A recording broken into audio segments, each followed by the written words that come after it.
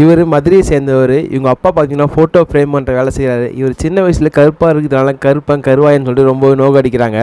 சின்ன வயசுலேருந்து படிப்பு நல்லா வரல, ஆனால் தெருக்கூத்து ட்ராமா நடிக்கணும்னு ஆசைப்படுவார். திடீர்னு பார்த்தீங்கன்னா அப்பாவுக்கு உடனே சரியில்லாமல் ஆகிடுது. கையில் காசு இல்லை, மருந்து வாங்க முடியல. திடீர்னு அப்பா பார்த்தீங்கன்னா தவறிடுறாரு. அதுக்கப்புறம் பார்த்தீங்கன்னா நடிக்கிற ஆசையை விட்டுட்டு இவர் ஃபோட்டோ ஃப்ரேம் பண்ணுற வேலை செய்கிறாரு. அதுக்கப்புறம் ஒரு நாள் மதுரைக்கு ராஜ்கிரண் வராரு.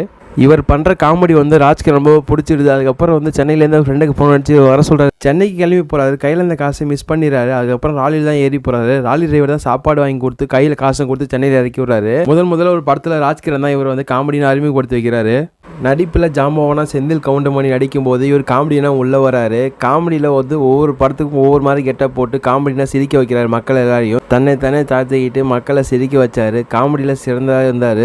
பல நடிகராக நடித்தார். அவர் தான் யார் பார்த்தீங்கன்னா வைகை புயல் வடிவேல். இந்த வீடியோ பிடிச்சா லைக் பண்ணுங்கள், கமெண்ட் பண்ணுங்கள், மறக்காமல் தமிழ் விஷயம் சேனலை சப்ஸ்கிரைப் பண்ணிடுங்க.